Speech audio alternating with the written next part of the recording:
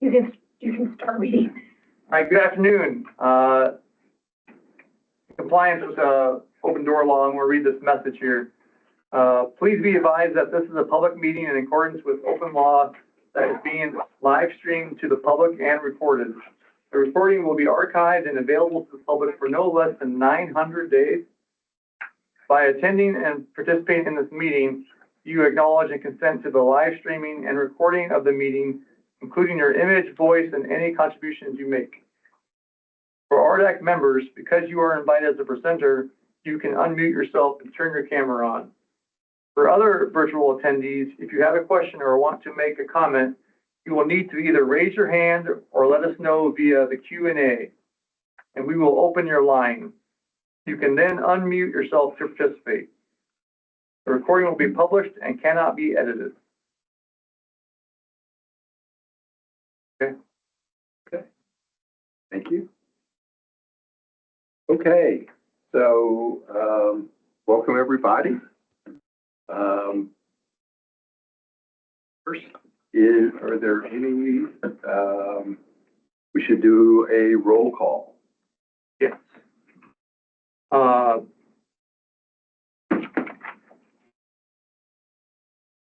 Dr. Clark? Present? Dr. Buss? Present. Carl Ellison? Present. Terry Ellison? Present. Laura McLean? Present. Corey Best? Present. Dr. Sullivan? Here. Dr. Sipkala is not here yet. And Lucy Pascas? Yeah.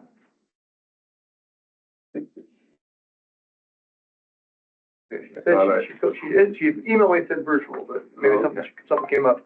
Dr. Skiles also said she'd be virtual, so. Okay.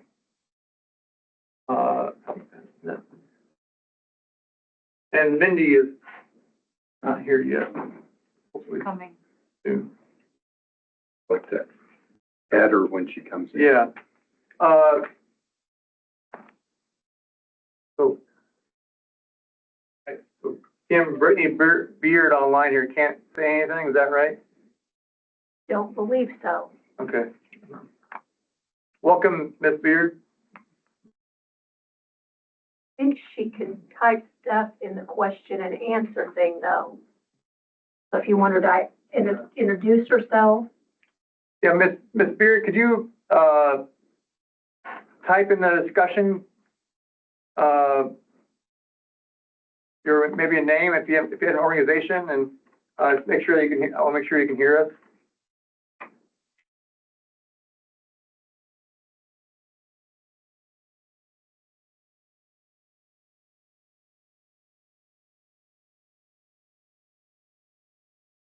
Kim, can you click that new post button there, see if that does anything? Oh, there she is. Okay, all right. Thank you, Brittany.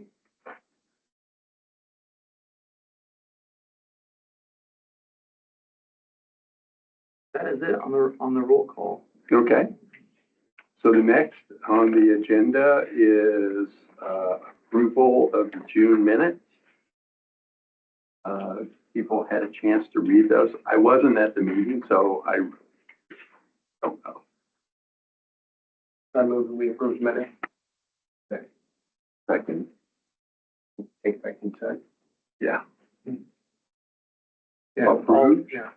All in favor? Aye. Okay.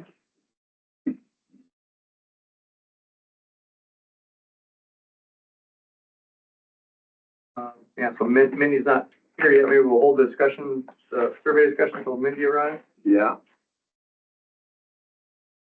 Laura, were you able to send Representative McGuire the link?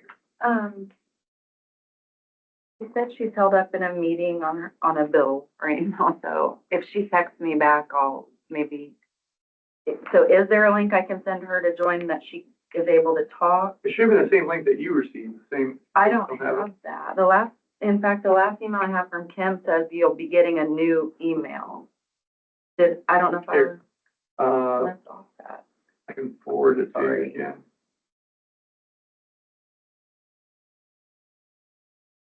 Says I'll delete the current Teams link on the August 22nd invite. You'll be added to a Teams webinar as a presenter, but I don't think I ever got that.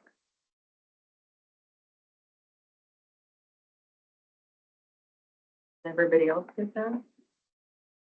I don't remember. I know I'm gonna be here. Yeah. Oh, Kim, it says I can't forward the invitation. Only you have the ability to invite people. Laura, do you have, her email address? Kim? Representative McGuire? Oh, I'm Kim.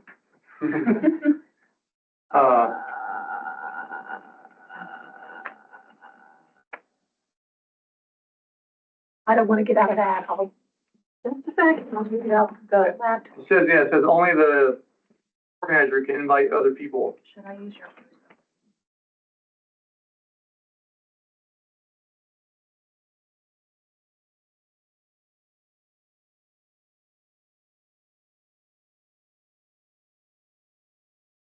So she has to send it directly to, That's what Outlook is telling me. okay, so we can move on and I'll wait. She's busy. So you can email me her address and I'll Okay, pull this one up, okay.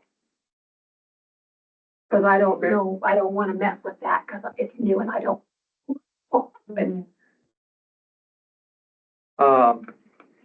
Okay. So I guess the next thing then is discussion of new member nominations.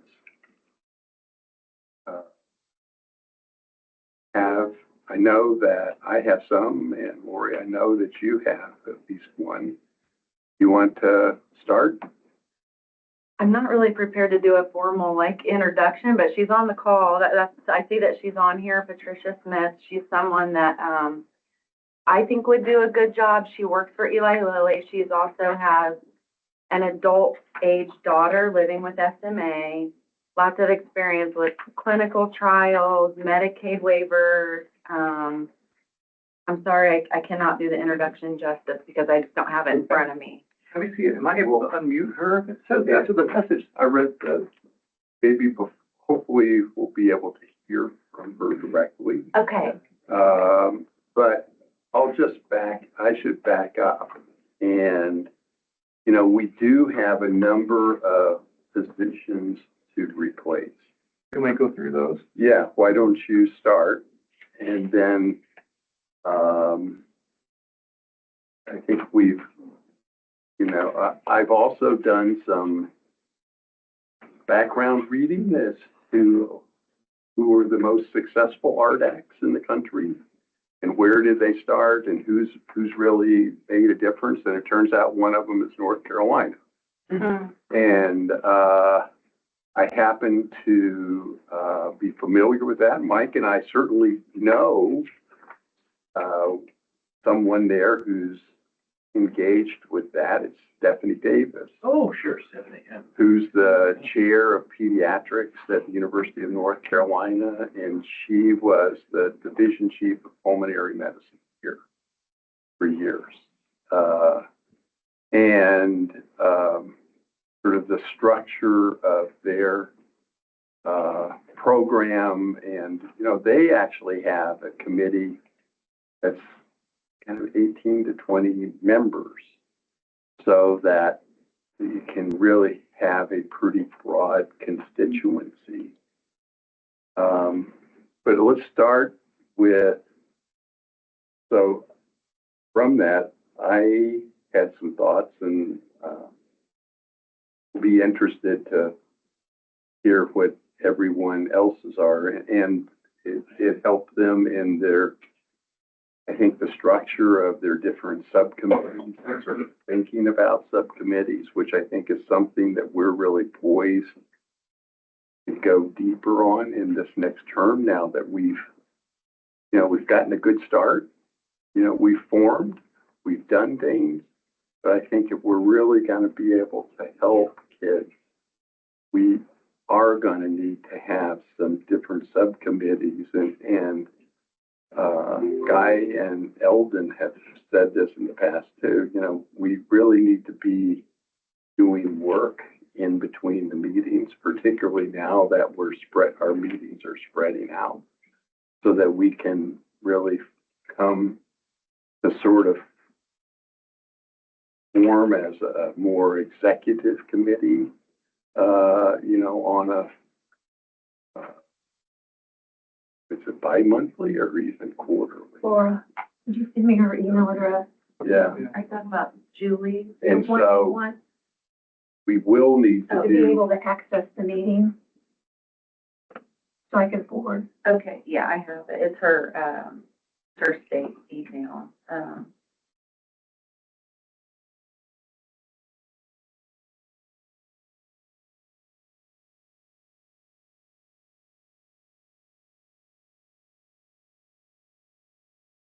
So I'm were you sorry. able to share that with her?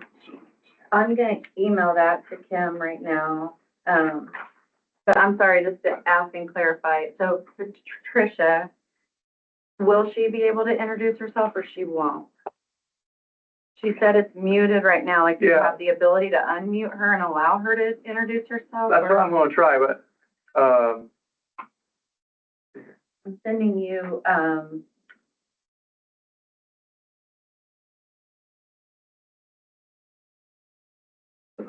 Kim, I don't know why I don't have your email saved. It's KRIEF at, There. Patricia, can you say anything? RIEF. I can now. health There you go. Hi. Good. Okay, dot IU dot gov. I'm sending you Julie All McGuire. right, can we, are you able to hang on a few minutes and we'll come back to you? Absolutely. All right, thank you.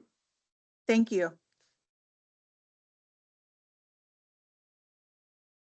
I got it. Okay. So I just sent you Julie McGuire's email. Okay. Okay, good. Sorry. All right, okay, sorry, proceed. So, I think it really is important for us to think about different subcommittees, and I'm interested in everybody's thoughts. Sort of three that I've thought of is for consideration, is to have an advocacy subcommittee. We're going, we have done one survey, we're in the process of doing a second. We're gonna clearly need to do more. That's gonna come from questions that come from sort of an advocacy subcommittee. And, I think if we had the right members on the committee, it could be something to consider a pilot project development subcommittee.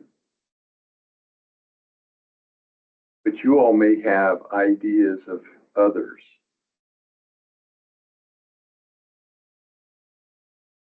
But Say you have three advocacy, survey, survey, okay, I'm sorry. and a pilot project development subcommittee. And I think with the structure of some of the positions that are open provides us an opportunity to accomplish that. I do think we need to take some care that we, because we don't have money. Mhm. So we need to be sure to appoint some members that would have the willingness to do the work and have the expertise to do the work outside of the committee, outside of, hours. I mean, right? For instance, it's pretty clear we need somebody that has experience with red cap development. And we need somebody that's going to be able to do the analysis of that survey and write that survey up.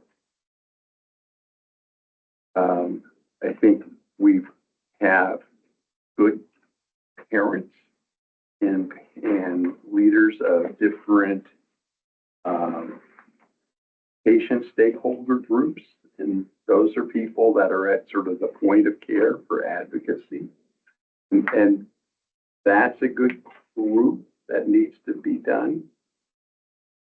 And then, the third is to get the appropriate stakeholders that would be willing to talk around pilot project development. For instance, Hoosier Care Select is a managed care organization that has done a lot of work with faculty in our department around different pilot projects for in people coming out of the justice system and housing and safety nets and things like that. So they seem to be a group, I think they're a group that has formerly funded Mary Ciccarelli, who's very involved in the transition of care from children to adults with health care needs that you all heard from at the meeting that I was absent from. So I don't know who in that health managed care organization, but somebody like that could be someone that could be good. But before we go on, and let's start, because Laura, I think you had a very good name, and she's on the Zoom now and is an employee at Eli Lilly. So you could introduce yourself, Ms. Smith or Dr. Smith. I'm not quite sure of the title. I apologize. You can call me Patricia. Thank you very much. Okay. So yesterday was my 25th anniversary with Eli Lilly and Company. Wow. Before that, I also served, when we did have a pediatric steering committee here at Lilly. I served on that as a volunteer to help teams when they are putting together their pediatric protocols, and also was a keynote speaker one year for the program, from my personal experience for caring with a child with a rare disease. And she has spinal muscular atrophy. She's a type 1. And traditionally, they have not lived to the age of 23. However, she has. And that was from seeking the thought leaders in SMA, and going to get a plan of care for her, and which has contributed to her success. And before Lilly, I did work at Riley Hospital for Children, pediatric stem cell transplant. That unit has at that time, we had about 35 patients that would come through to qualify for a stem cell transplant. You would have to have a very, highly unusual set of circumstances. And most of the transplants we were doing at that time, it wasn't like an easy matched AML. It would be something like, a Fanconi's anemia or something very unusual. So consented many patients, followed them on their treatment, and walk them through the process. So that's my relevant work, and as well as personal history, to be able to hopefully contribute to this cause, and hopefully, if you do select me, be able to help you guys make an impact. Fantastic. Thank you. But Patricia, Thank I you. assume that, I don't know if you shared the relevant positions, but representative of the biopharmaceutical would be your kind of spot? Yes, Okay, yes. Mhm. thank you. Absolutely. Yes, there just happens to be a lot of combinations in there with it. Sure. She wears a lot of hats. And I would like to add that she has expressed to me multiple times that she won't have a problem making the meetings. And I think that's something that we should consider, because I know for some people, they may be a stellar candidate, but if they can't be here, I just think that's important. It's close by. Any other questions? Other questions? Thank you. Thank you so much. Patricia, of course, welcome to stay on the meeting. We'll keep going. Thank you. Okay, thanks for the invite. Yeah, so just as a reminder, I sent this an email late last week, but these are the open positions currently. So you can see we have 4 current vacancies. Dr. Snells is a research university representative. Dr. Brian O'Neill, he was the biopharmaceutical representative. Dr. Feldman was healthcare representative, so like insurance company.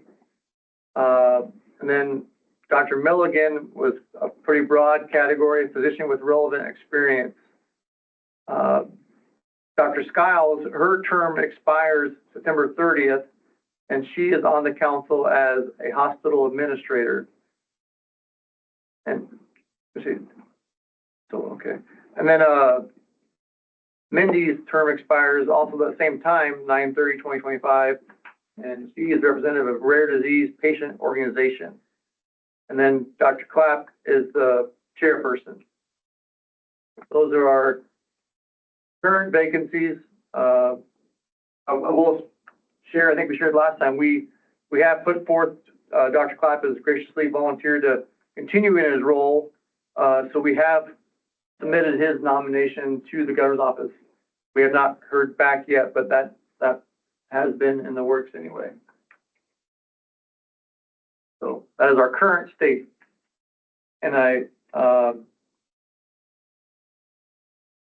any questions on that before I have a spreadsheet that kind of shows names I've received thus far. Can I move on to that?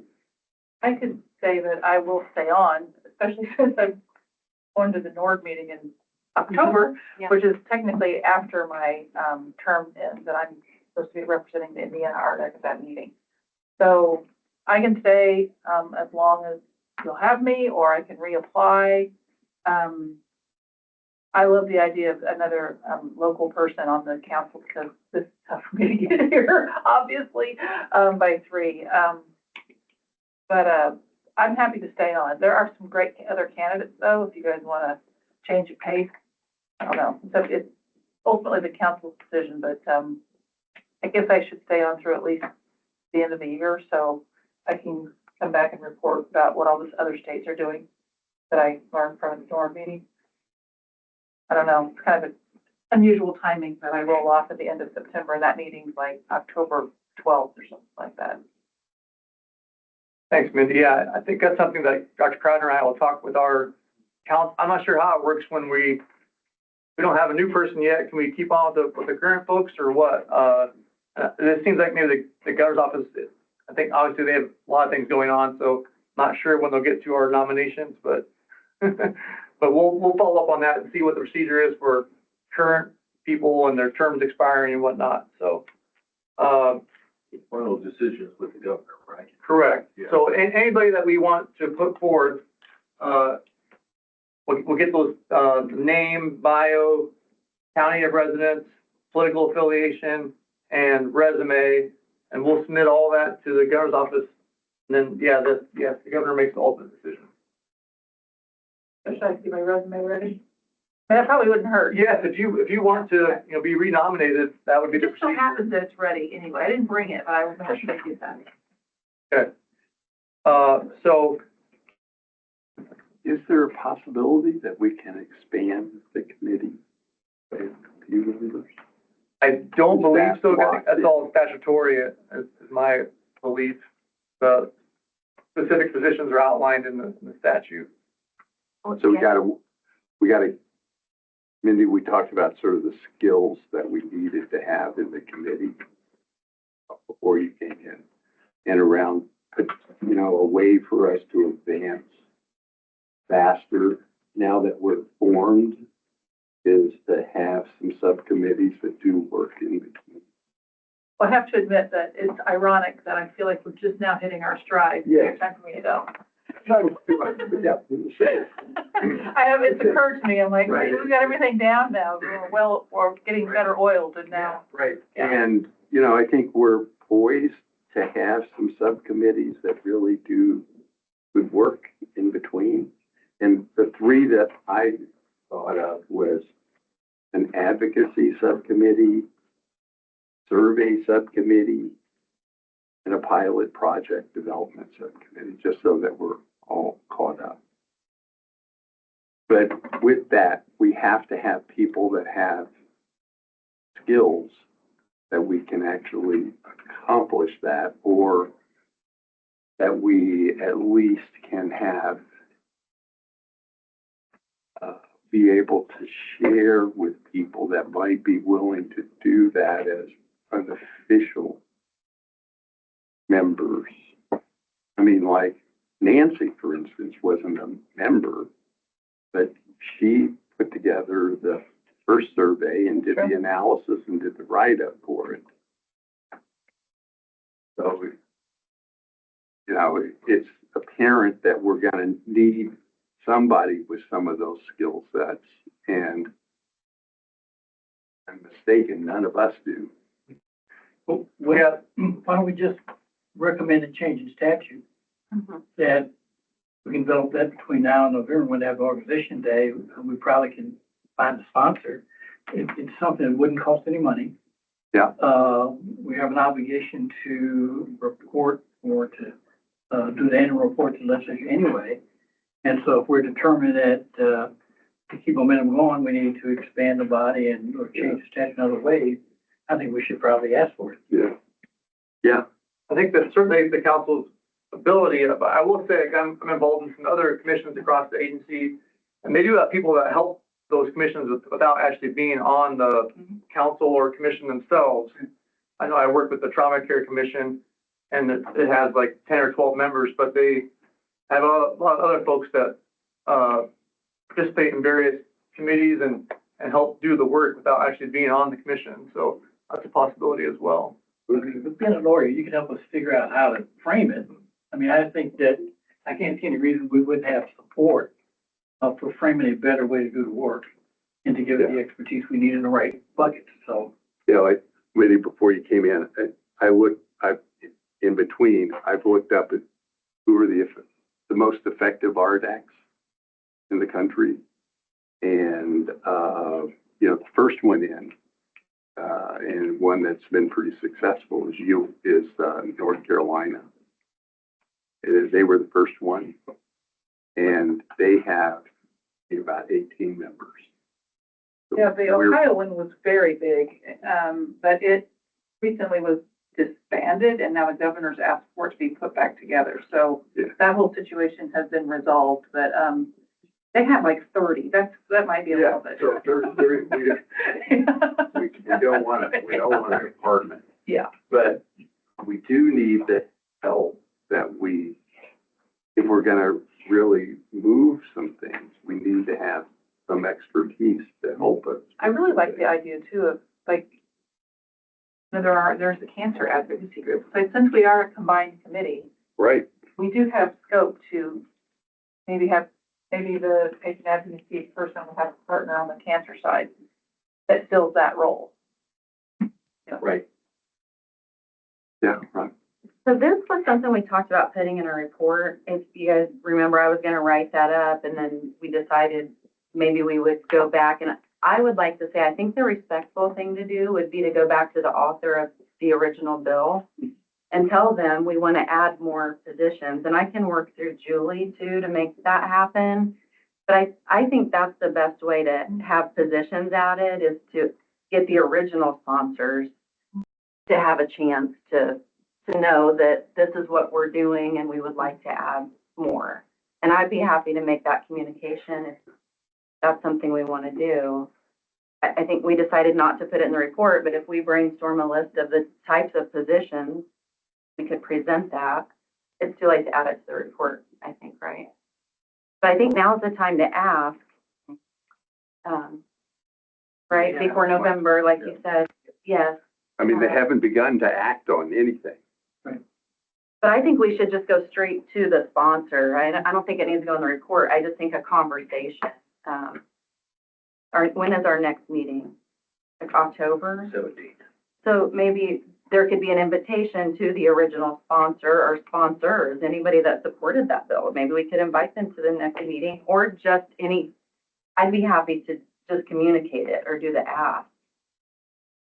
You're looking at 18, you think it would be a good? Oh, I just, not that we need to expand to 18, Okay. but I think that we need to have a little bit of an expansion so that we have the expertise to be able to do, if we want to select these subcommittees, I see that we don't have all the skills amongst us. There may not be 18, there might be 3 or 4. We have 14 now, is that right? I don't have the exact number. I think we have 12 plus the 3, so I think it's 15, but like Carl, Corey, and Ty are all, what are they called? Ex officio Yeah. or. Statutory, whatever. Right. They can't vote, right? I think, yeah, they vote, but they're just always there, like they don't. Representative of the organization, not Yeah. specific person. Yeah. I'm the Department of Insurance. So you're always here. I'm not. I'm just representing the department. And you don't roll off, like that position is Right. always there. Yeah, but like Mindy's saying, so to have, you know, I've jotted down Robin Spoon. Yeah. Robin Spoon would be a good addition that would have your all's, expertise in the content of cancer. Right. They'd be very strong. Yeah, and we, need, we need someone with skill sets in survey development. Yeah, absolutely. And, you know, somebody that can manage, somebody that. And knows how to use red cap. Yeah, can manage that can manage red caps, and you don't have to go find somebody in between, but they got that, and whether they're on the committee or I can, you know, if I'm here, to help identify in our health services research group or some other group to do some of that work for us. So just a thought, with Dr. Schnell, he's gone, but his position's open. So Barb and Katrina, I don't know if you guys know them, but they're in charge of the patient advocacy program at the University of Notre Dame. And I met them through Dr. Schnell. So they have this fabulous minor in science and patient advocacy. I have started a project with their students to do some surveys for Best Day Ever Foundation, and they do know REDCap, the students do. And I'm wondering, could we replace Dr. Snell with Katrina or Barb, who have expressed to me in the past that they would serve? And if we got them on board, I think we could really utilize the students in that program. And they're required to do certain projects, but that could be a way to get that And they skill do set. advocacy. Yes. That's the thing. Yes, I mean, it's a minor in science and patient advocacy is what the program is. And the students in the program they're biology majors, they're political science majors, they're all different majors, but they have a heart for patient advocacy. But I know that they have that skill set because I'm working with them. Part of the thing, part of the degree. REDCap is? Oh, Well, I'm talking about REDCap, but I know they know how to use REDCap because they've offered to help Best Day Ever with some surveys using that. This could be a way that'd to. be a name to add to the list. Yeah, I think Barb or Katrina, either one. That sounds like a good choice, because then we can get students involved with that too, and since we have no budget. Yeah. Right. I mean, They like papers. It's a great program. I've had the opportunity to, lecture them on sickle cell. Mhm. And the breadth and depth of the student there is just Yeah. immense. Plus, that would get one of our areas of northern Indiana right. involved. Yeah, I mean, also. we don't have Notre Dame involved otherwise. Yeah. Oh, and Dr. Snell's term isn't up, is he? Yeah. He moved to No. Dartmouth or something. Oh, Yeah. really? He left. He left Notre Dame. Okay. Yeah. Yeah, I think it was term. Left the US? No, I think he took a position at Dartmouth. Different state, doing a job. Yeah. I think the only challenge, like Mindy's point, is nice to have a spread across the state, and then it's also a challenge for those folks to get down here for a meeting. So it's a balancing there, but. But they can still do virtual. Yeah. Correct, yeah. And And we just need a quorum of 4. Does the quorum change is it a percentage of Yeah. the people? Probably, Yeah. the quorum would probably go up if we had more members, I bet. But if we had 2 local and 1. Yeah. Try to do 2 for 1. 2 for I think the rule says you have to attend 1 meeting in person for the year, right? If you're on the council. It's written in there. I think it's There is 1 in that. person. Yeah. Dr. Schnell Edwards. He did the first one, that's Open how, person. yeah. And that would not one per year, the one per year or one per ever. So there can be ways for Sherman. Yeah, Sherman can make exceptions. We can try to modify statute, get more. Yeah, Yeah, I don't disagree with you. I think that, probably any research university would have students that may be able to help. Not just by limited to Notre Dame, but. I just think they have this unique, minor that no one else has with that patient advocacy, so I think their hearts are already in what we're doing, so I think it'd be a neat opportunity to partner. And they've already expressed interest, Would you be able to connect me with that person? yes. I just texted them to see if they're interested in the office. Yeah, 1 person or 2? Well, there's 2, Barb and Katrina. I just always think of them as Barb and Katrina, but they like run that program. Are they on the faculty at Notre Dame? Yes, Okay, so they're assistant or professors in the, no, maybe Barb is Yeah, I think Barbara, Katrina's more of a staff person. admin, yeah. Yeah, Katrina is a IU, she's a IUPUI public health grad. She's from Elkhart. She did a lot of work here at Notre Dame, probably 4 or 5 years now. And, but together they do, if you call it outreach, they kind of take the work they do and bring it to the community, I say community. Yeah, that's. Barb teaches a class. But one's a professor, right? Barb must be. She teaches a class, but she brings in What's her speakers last to every name? class. their last name? Let's just. Calhoun, right? Calhoun. Barb Calhoun. Yeah, that's right. Good keep here, okay. I remember that, because I met her and she has the same last name, but I don't know, that's Oh, right. she's in the Department of Pre-Professional Studies. CALHOUN.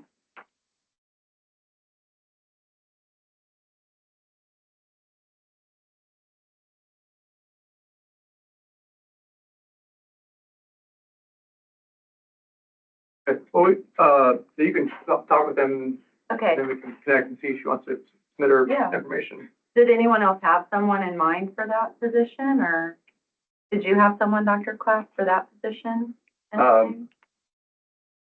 So let's look at other things. I do Okay. have somebody with research expertise that I Okay. think would be very relevant to us. Yeah, so the next, Can you go back up?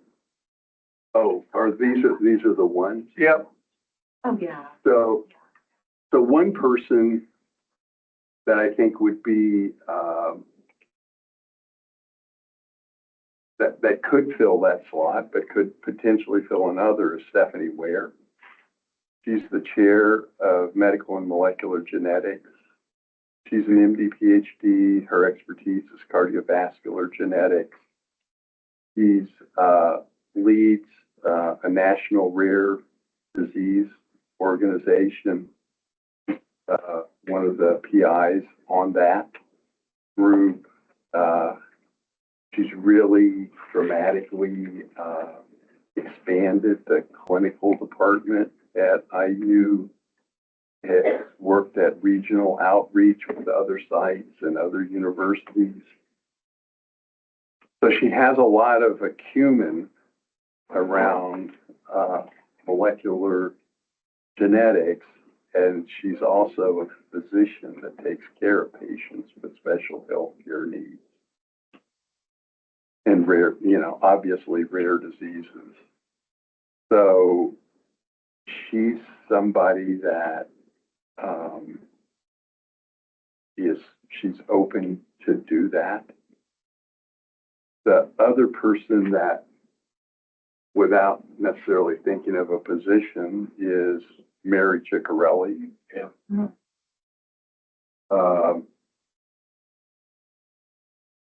you know, because she's really,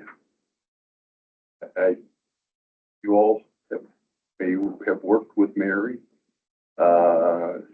She's trying to serve the needs of professionals in transition, in a variety of different, rare diseases and neurodevelopmental conditions.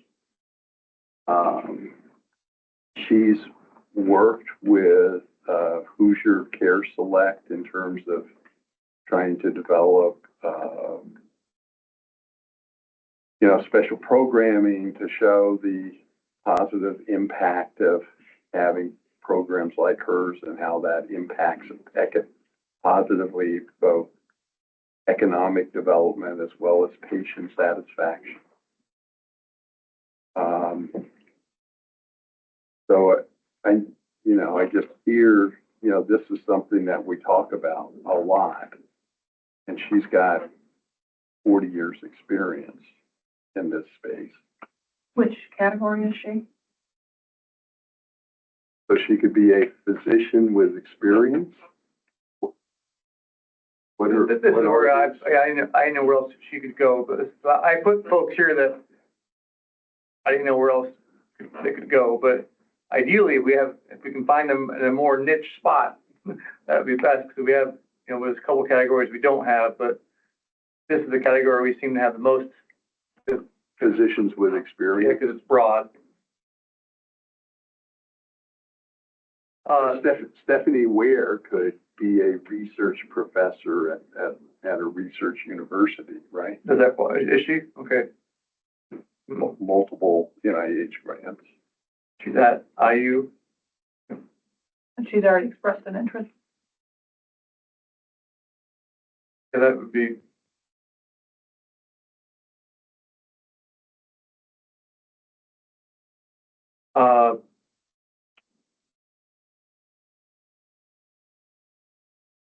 You mentioned Dr. Holly Gnoder. Yeah, Holly Noderer, though she's at Lilly also. I said that before I learned about Ms. Smith. Holly could clearly do the job. She's a pediatric oncologist, has a lot of skills. So, you know, I have not talked to her. May not be the right. She may or may not be interested. Ms. Smith certainly seems interested and would have a lot of that experience. So, and you know, I think one of the things we want when we bring in experts from the different organizations, somebody that has experience at working within the organization to move outside, and it certainly sounds like Ms. Smith has done that and has experience in doing that. So that's the strength, and she's a parent. Mm-hmm. She would be under the biopharmaceutical representative. Yeah, she certainly could be a biopharmaceutical representative. I mean, I've got multiple different. Seems perfect. She's on the phone. Yeah, she's still on the line. So, And I love that she's we're so recruiting eager and you. willing to serve and And she can make it over here for meetings, and she's. Yeah, I mean, She's lived the life of a rare disease parent. It's very important. that's right. Just to tell you, Barbara Calhoun has a master's nursing RN, and she's a pediatric nurse practitioner, Okay. and she's an oh, associate yeah, I forgot. professor of the practice. Okay. She directs the Raisenauer Family Director for Patient Advocacy, Education, and Outreach. That's really, And she's Yeah, under important. pre-professional. yeah, that's a really important position, but it's not necessarily a research professor. Oh, okay. That doesn't Stephanie fit Ware would. And she's under pre-professional, which is pre-med Yeah. department, yeah. Oh, okay. So what is our definition under research university? Like, what are the qualifications of that Yeah, person? it doesn't need to be a physician, but. It does or does not? Does not. No. representative from a research university in Indiana that receives grant funding for rare disease Oh, research. yeah, I mean, So, but again, these aren't our decisions, so we can put forth multiple folks Yeah. and the governor can decide. Yeah. They can decide. yeah, I mean, if it's just a representative. Because you mentioned the person that has NIH grants. So Stephanie, she leads a rare disease program and as part of a national collaborative. There at Riley. Yeah, so she would be. She deals from, genetics is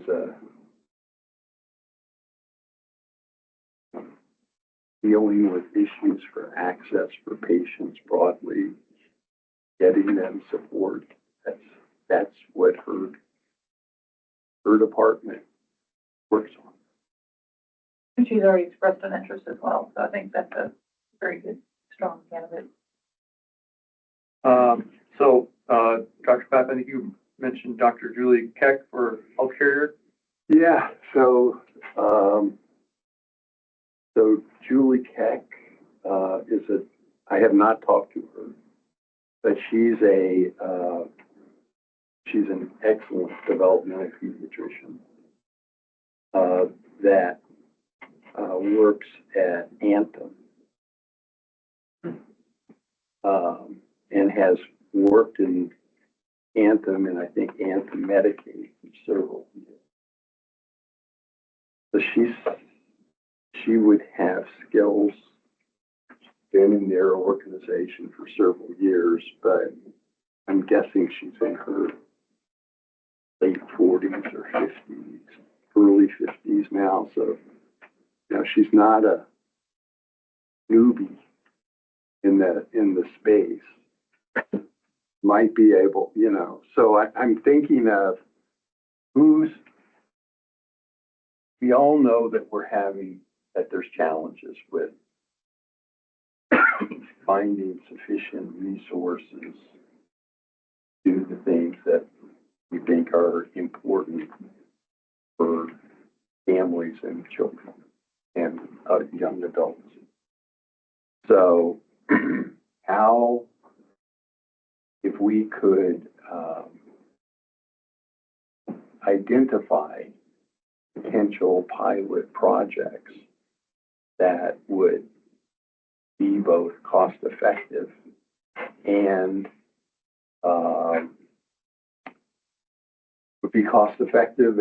improve care, have a positive economic impact, that's a chance for our committee to do something.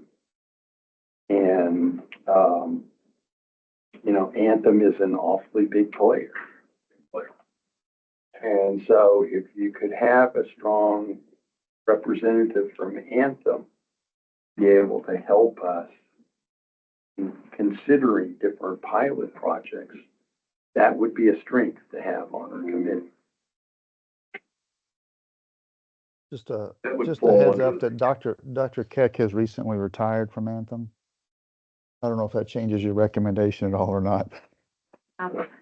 Well, Dr. Sullivan chiming in from Oh, that's important to know because then she's no longer a representative. Is she working with any other carrier? I don't know what her plans are post Anthem, but I think last month was when she retired. So I'll see if I can get in touch with her and find out. Good. Do you know anybody at Hoosier Care Select, the Hoosier Care Select managed care organization? No, it's interesting. As long as I've been in Medicaid, I'm not familiar with that organization. Yeah. Yeah, they aren't, Dr. Sullivan, they aren't one of the Medicaid NCEs, right? No, they aren't. No, not Hoosier Care Select. No. No, you're talking about, are you meaning Hoosier Care Connect? Oh, maybe Disconnect. Hoosier Care Connect is one of the managed Medicaid programs. Yes. It's kind of it was kind of the old, took over the old age blind and disabled population, which Yeah. would make sense if that's what you're referencing. That's right. So would you have names from that group? Because they're ones that I've observed and I've had faculty tell me that, they have been open to different pilot projects in the past. Mhm. Yeah, Would you know anyone? yeah, the three MCEs that are part of that program are Anthem, MHS, and United Healthcare. And are you thinking about a physician? I'm personally agnostic. Okay. As somebody that's really but someone that could help sort of, and I'm not even saying influence, but somebody that could work with us to think about are there things that we can do that might change a payment program, but it would end up being both cost effective and save money, and Sure. realizing that they tend to work in a 1 to 2 year cycle. Right. Yeah, I that would can, save money and still offer better care and better patient and family satisfaction. Just somebody to work that would be on the committee and be willing to work on this sort of a project. Yeah, no, and I think that would definitely align interests accordingly. So let me, I'll reach out to the medical directors as a first request, but yeah, see if they have any thoughts on if anyone is interested or they know of others that might be. And we'll Dr. target, Sullivan? yeah, Yeah, that'd be great. Thank you. The statute does not require a physician. It just says a representative. okay. Yeah, I think if you're, okay, yeah, that'll be fine. But that's just who I work with, so that's where I'll start. So Yeah, that's great. I didn't see you on the Zoom earlier, so I apologize. I was hoping that you'd be on. I try to keep a low profile. Yeah.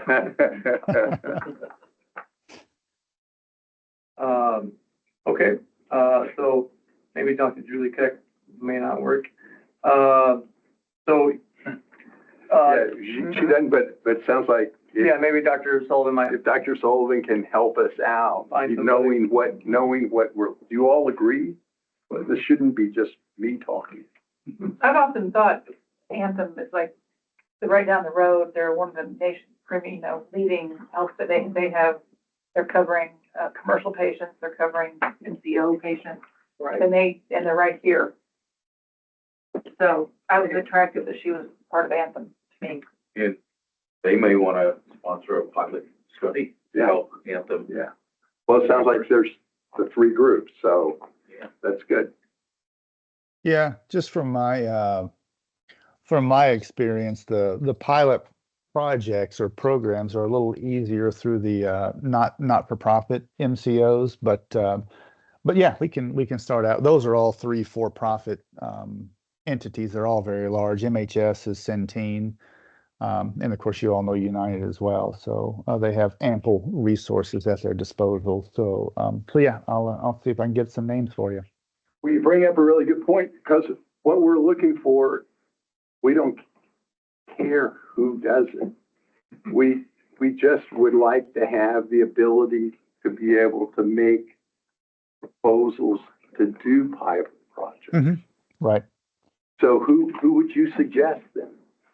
Well, I think the population that you're targeting, the Hoosier Care Connect MCEs are are probably the ones that will have the patience to run a pilot. So I think you'd have really limited opportunities if you went to one of the other MCEs. So I think those 3 are the best shots you've got. Sorry, Dr. Sullivan, MHS, Anthem, who was the third one? United Healthcare. Okay, thank you. And Dr. Sullivan, you think they would have the resources to run a pilot project that we propose? Well, they definitely have the resources. I guess the question of whether they'll run the pilot, that's one up for internal discussion with them. But Yeah. but like I said, they could. It's just a matter of would they. But yeah. Yeah.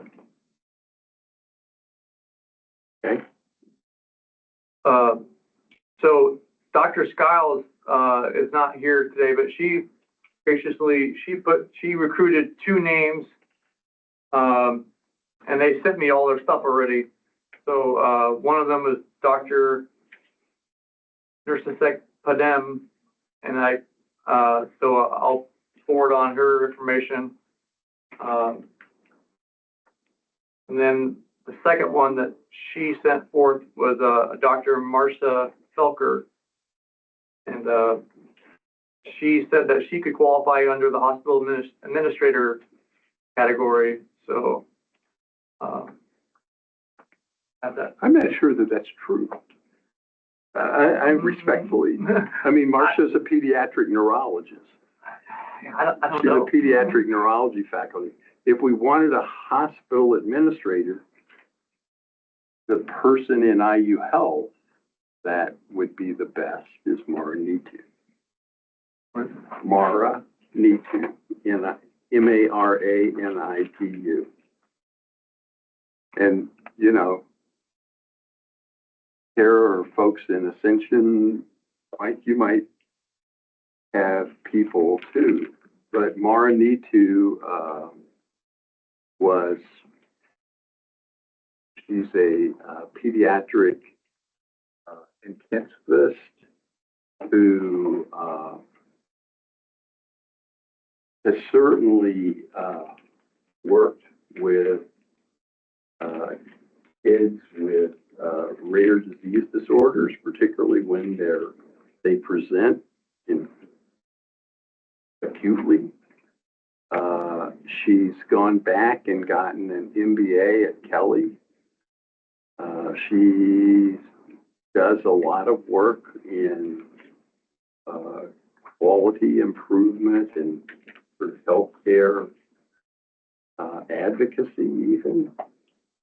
She's somebody that if we were to take her, she's somebody that she certainly knows statistics and red cap and could help draw in some of that expertise if we did. Of course, Stephanie Ware could too, as could Mary Chickarelli.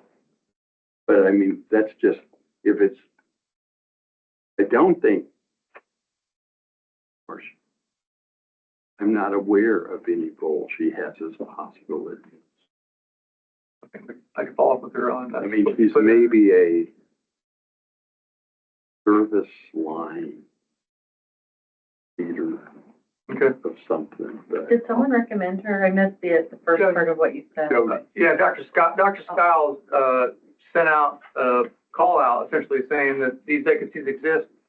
Is anybody interested? And these 2 individuals replied. It's not a critique of Marcia. She's good. It's just, she's not a hospital administrator. I think Dr. Skiles doesn't want to stay on. Correct. She's expressed that she's going to step away when her term is finished. Okay. I didn't see it, but She's good. yeah, at every meeting. I think Dr. Skiles was exceptional. I mean, she really understood the patient journey. She understood navigating healthcare. I think she was maybe, I don't know, can we talk about, and I guess part of RDAC's rules that we have to have this position, but hospital administrator, just not sure. I mean, Jody's kind of the exception. She knew so much. Does everybody know as much as Jody about, you know, trying to navigate healthcare as a rare disease patient? She seems to be a lot more than just. Oh, she clearly Yeah. does. And the other thing that was great about her is she was a med peds doc. Right. And she's run bone marrow she, you know, when they had an absence in a turnover in leadership in the adult hospital. Jody ran them both. Is she, I don't know much about this position. Is that unusual? Because when I think of an administrator, I think more of a business person. And she Yeah. clearly was a lot more than that. Oh, yeah. So I don't want to, it's like Mara- getting in somebody that knows how to run a hospital is not Mara really. Mara Nitu would have,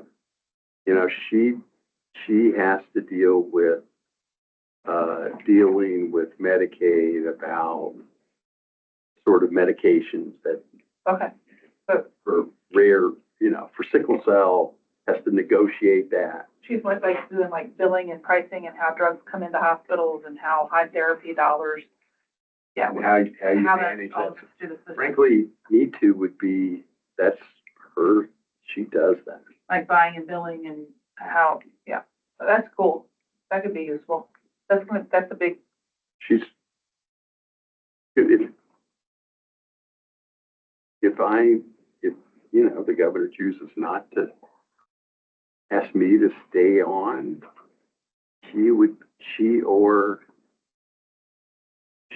she could be somebody that could fill that spot too. yeah, I feel like she's probably a better candidate than, Dr. Felker, who's very specialized and, she's running like one area Right. of a larger I- ecosystem of rare I disease. think that's a good statement. I agree with that.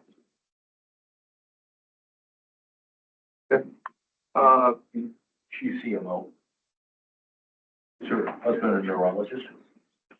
Her divorced husband, yeah, Divorced husband, okay. Yeah. I knew him. He was an Yeah. adult.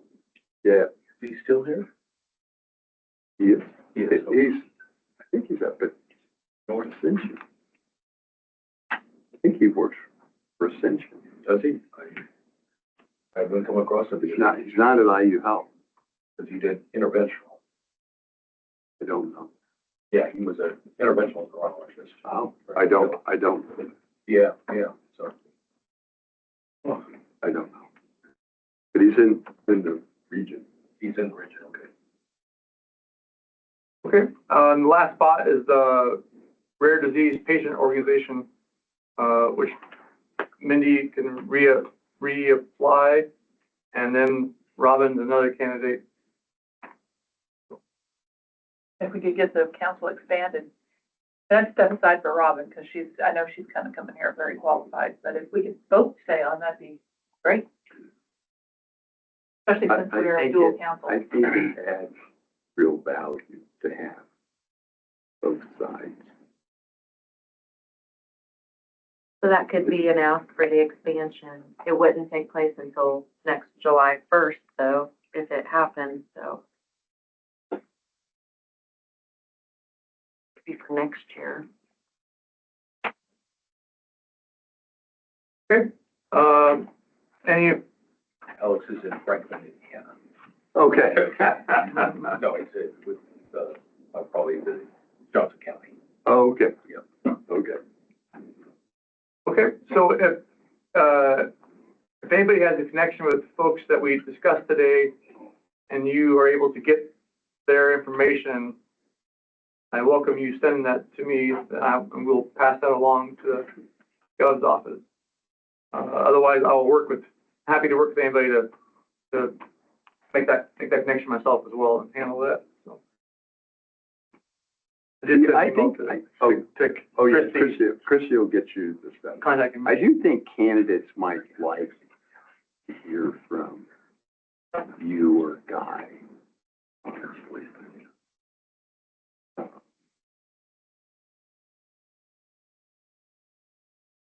Yeah, happy to reach out. I don't know. He might. But, Yeah, but, or do it from both of us. yeah. We can. Chat. Okay. Patricia, I'll put my email in the chat. It's turned off. I can connect you guys. Okay, yeah. Thank you, Laura. Thank you, Laura. Thank you. All right, any further discussion about new members. So just real quick, I'm reading through the code. The governor doesn't appoint the next chairperson. The next chairperson is elected by the council on July 1st of 2026. I think his term ends though. Yeah, that's why it's confusing. I My saw last that meeting. too. But it's Unless you're it's kind of contradictory. It's hard to understand what that's saying, but that's how you're on the committee as something. You have a role, right? A category. But then What is it, the governor appoints the first one, and then after that, the council votes for that position? you have our legal affairs, Yeah, because that's, just work through that. What's pretty clear is 9/30/25 is my. What's clear is 9/30/25 is my end date. Is that because of the position you fill aside from the chair? What is your position of the 12? The 12 roles, what is yours? Do you have one? Maybe, I don't even know. I think that I have- we can I don't even investigate know that. I have. That's why your position was 2 years though, like mine is 4, because of the specific role I have, but then it gets confusing because you're also the chair, but you're one of those 12 roles. Which one is that? I'm not I certain have of it that. I would, written down. I would suspect since he was appointed as chair, he's on the council until at least we vote for the new chair. My experience, or my opinion. On our website. We can investigate and figure that out. You're on the website as the chairperson. That's your. But not Only another role. role. Chairperson. But no, Yeah, but not- not one of those constituencies. No. Yeah. I think we've both been told 9/30/25. I'm not sure where that came from. Maybe we need to clarify I don't that. think that would be accurate for the chairperson. Okay. We'll get confirmation of that. Just my 2 cents, based off of the reading of the code. Yeah, okay. So you were saying that this is July 1st of 2026. Yeah, he was appointed to be the chairperson, the first chairperson, which runs through July 1st, 2026. And then every 2 years thereafter, we elect a new chairperson. I think it's the position with relevant. I thought that was Dr. Milligan. Yeah, I'm looking at it right now, Laura, and see here. It has to be one of the 12 because there's only 12 of us, plus the 3. Yeah, Right. and, Plus the chairperson, is there a chairperson? yeah, chairperson is one of the 12. Is one of the 12, so it has to be one of those 12 roles. The chairperson is a separate role. There's nothing else, but it says chairperson, Dr. Wade Clapp, parentheses, chief physician, Riley. Yeah, that's what we have, but if you look at the actual statute that has the 12 positions, We're looking at the statute. he's one of those 12.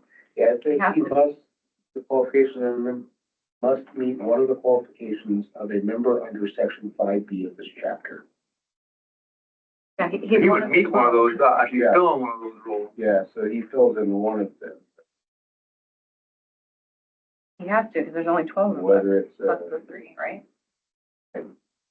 just by being a chairperson, that wouldn't be one of the 2 years.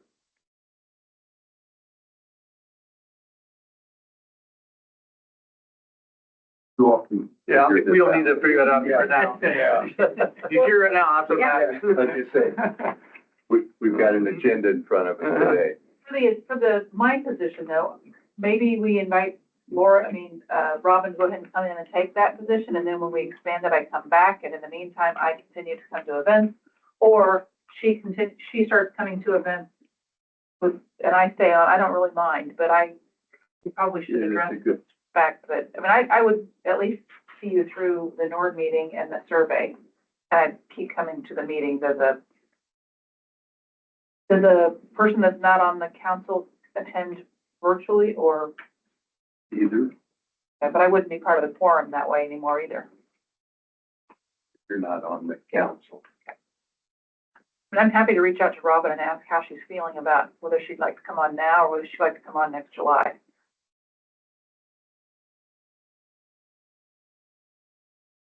But I don't think, I seriously doubt the governor's office is gonna be, knocking on our doors on October 1st, saying, what have you done with these, members that we're supposed to roll off? I just don't think that's gonna happen. Maybe there's social On the website, Dr. Milligan isn't even listed.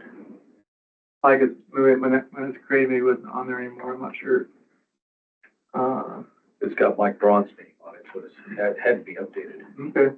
I think the only thing updated was Mike Braun's name though, because I recently looked at that. I don't think we've updated anything. Well, Eldon, who updated that? Did you do that or? Maybe our webmaster person. But I don't think any of the positions were updated. Okay, going back to the survey. Yeah, so are we, I mean, just to be, we're satisfied with those 3 subcommittees? I think those are good. So let's pop back up to old business. Indeed. Yeah, so I brought up the survey. What in my perfect world, I'm about to sit with the person that knows Red Cap, whoever we decide, whether it's an intern from Notre Dame or whether it's somebody from the agency, somebody that knows the system. I wouldn't mind learning the system, and I do feel like it's gonna save everybody a lot of time. They're actually working with me in real time, so we get the questions right the first time. So I think somebody coming in here cold that doesn't know all the discussion that we've had about this. It's all written down here, but I just feel like it would be hard to pick this up without the person that knows the intention of the survey to be there. So I'm happy to do that. It's all done, it's ready to go. So Laura, do you think that they'd be open to working with Indy and us on this? Or as part of their advocacy and as a learning thing? Yeah, I mean, I have some students in mind that I could ask, or if I can ask Barb. Yeah, I mean, I'd ask their supervisor. Yes, or supervisor, yeah. But if you think or if you can connect Mindy, and if they say yes, great, we're set. If they say no, then let's you and I talk, Okay. and I'll help you get it done. Okay, so that just, when I logged, I got access to it, the one I got on there, there's just a lot of things I don't know. Like, how does it thread back to the state agency and all that stuff? So even if a Notre Dame student helps us, we're still gonna have that, this is coming from the state's account, right? Well, they may have a Red Cap account as well. It doesn't matter that this isn't coming directly from the state of Indiana. No, I mean, however we get access to Red Cap is fine. It doesn't have to go through the state account. Okay, I think that was just something we talked about since I know we have an account. But if we had another resource that is able to help, that'd be great. okay, and then. I know we have a Red Cap. Their expertise is more like the survey system, not necessarily like, entering it in there. Like they're more like software, not like the creating the survey. Okay, So I would love to work with a student on it. I think it'd be great. I'd love to learn the system. That'd be great, because we'd love to get this out early fall. Okay, Well, As far as early fall, say recruiting- October 1. I think this would take just a couple of hours and I can have it finished. That's my sense too. So the survey's done. We're just asking if a student can put it into Red Cap, like put the time Work in. with me on Work with you. getting it all formatted right, it's all Right. interconnected and all the skip logic's working right. There was a lot of language in there. Right. And then the question is who do we send it to? Okay, this is where I would love to have a little bit of a conversation. So Yeah. I'm gonna get in touch with my friends in Tennessee and see what they did, but I did have a question for you that was on the email. We have a neuromuscular clinic at Riley, we have a neuromuscular clinic at IU Neurology for adults. Are there similar clinics at IU for like metabolic disorders and big, chunks of disease groups? Would those departments be willing to send this out to patients? Yeah, so it will take, it will take work. There'll have to be, because you're gonna have to get around HIPAA considerations. But with an IRB and, sort of approval from legal, that's something that could be done. It won't happen in a minute, but it's something that could be done.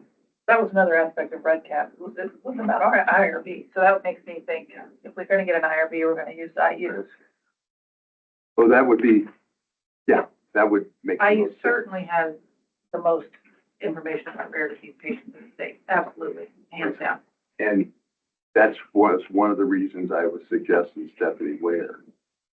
That happens, a lot of that happens in her. That would be amazing, because that way, and all that they would be doing is sending out an email to their patients. Whether the patients responded to the survey or not, they would never know. Yeah. And the survey isn't anonymous, so there's not a lot of, So like personal I health say, data. this is something that can be managed. I think we'd get a very good response that way. And then, obviously, Laura and I, between us, are very connected to the other different rare disease advocacy groups that exist in the state. And then I think an amazing resource for us, with the caveat that not all their clientele would apply, is ARC of Indiana. They're covering a lot of cognitive disabilities, some of which are caused by rare disease. So I think I've gotten a pretty good relationship with them in the past 6 months, because I've been working on some waiver stuff and waiver information. So I think they're a tremendous resource for helping get this out. Yeah. Plus, there's an National Angel Center Foundation here in the state. There's Laura's organization. There's MDFF. So, have you considered maternal child health, Title V? No, So, you all would probably know this. So, they do a needs assessment survey every 3 to 5 years with both providers and parents. So could be a group for us to contact, and another group to potentially contact. And one of their leaders talked to us in the last year, Family Voices, that IFDA supports. They would potentially be able to extend this.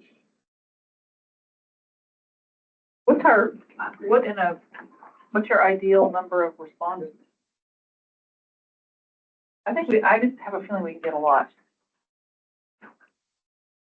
I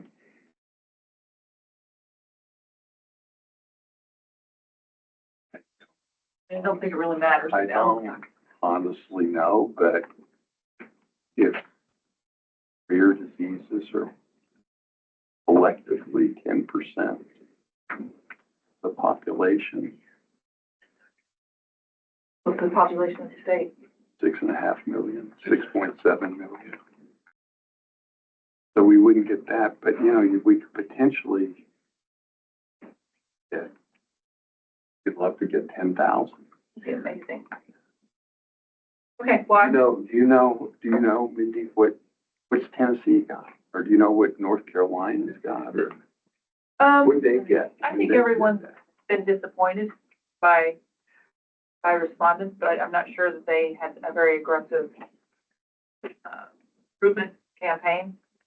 But if we could tap into databases, from hospitals where these patients are seen, I think we could. Yeah, hospitals and ISDH.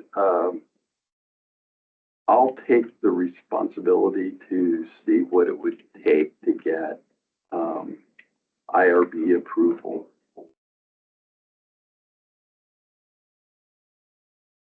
The IRB. Is hard. They're really pretty fast. They're fast now. They're really pretty fast. They're 28 days. That's good. It may be a little slower, but not too much.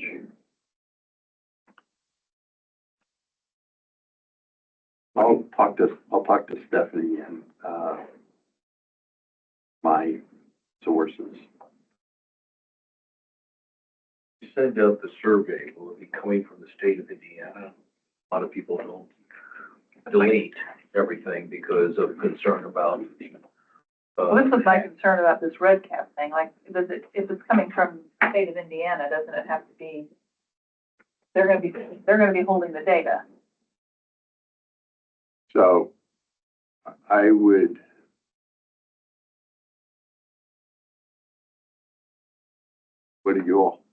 do you all have rules about this? How did we do the last one? I think that went through an IRB. Yeah, you did the last one, that's nothing to do with it. And that was, that was relatively simple. Small number of That was people. providers There's providers. who don't have the health, don't have the privacy concerns that the patients are gonna have. Right. and concerns that a lot of people have about scanners and things like that.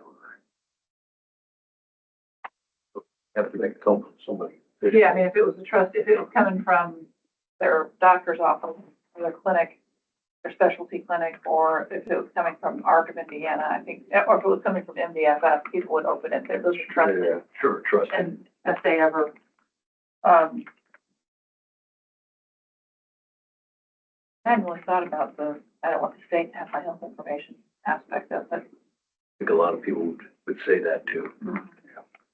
especially because, the world out there, who knows what it's gonna look like.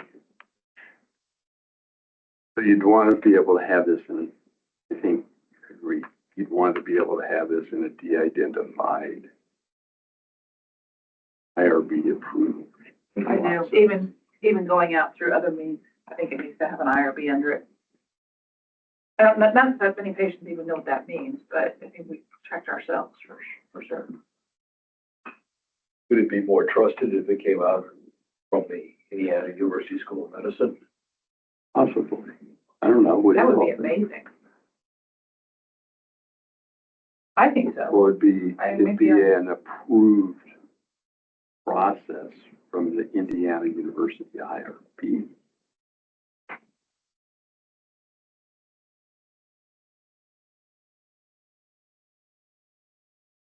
I can check into it. Let's touch base. Yeah, touch base, I can And call too, you but talk to your if we are, people, and let's touch base, say, right after the holiday. okay, I'm home all next week, so I definitely have time to think about this. I just wonder if it's IU, if it's coming from the IU health, is that relevant to who is gonna help me format the survey? We're absolutely gonna want to, have some input into that. Yeah. Because they're gonna do, we're gonna have to have somebody then do the analysis. If it's gonna be 10,000, let's just say, let's hope we could get 10,000 people. That's gonna take somebody with some skills. Yeah. This is where this is leaving my wheelhouse next. I mean, that's why I'm thinking, if they're already used to conducting a survey and they already have their own system, maybe we should use that system.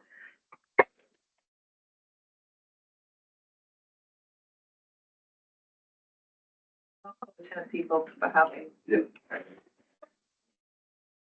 Thank you. So please be honest, but I mean, do y'all like working with Nancy? Do you mind working with Nancy? She's retired. She's got time. I mean, why? Oh, God, is this recorded? Yeah. We're on the record now. It's on the record. I'm in trouble at home. I mean, she's, Yeah. She's done this for a career. Yeah. I would love that. She's retired though. Hold off on asking the You students. better ask her first. Yeah. She uses red cap too, right? Yeah, so I didn't know there was. we probably should have recommended her from 3 months ago. So I'll talk to her and I'll talk to Stephanie Ware first. If we sent it out Just thinking, and you mentioned certain societies that people would trust. Could we get their approval and put endorsed by the different societies? I think so, and yeah, that would. That would help the patient or the family to feel comfortable that this wasn't any. Well, I know how our families feel, and Laura probably can speak to this too, but they would be delighted to give their input on what they're experiencing out there, trying to access services In a and go to de-identified doctors way. and get authorization or something. And, you know, they would love to tell you that. De-identified way. Yeah. The identified way Yeah. and endorsed by the different societies. They know that That's a this good would idea. be official, not some group from China or Russia sending out something so they can get more information, yeah. Because The everybody's nonprofit taking it patient right now. groups. Yep. Or not, this morning, another scam was going on. Morning, yeah. Yeah, they're everywhere. Yeah. Getting more sophisticated too. Oh, this one was very sophisticated. Airlines. So, They hacked into United, and the United representative, they needed a refund of $78,000. The United representative sent it to this number, Google, it turned out to be, so they're very, really. It's kind of open to have a think about it. So I'm like, No, I. next time I need a refund, I better make sure. Yeah, it's okay, yeah. Is there anything else? I think we're to the point of public comment. Is anyone, on Zoom, have any additional comments?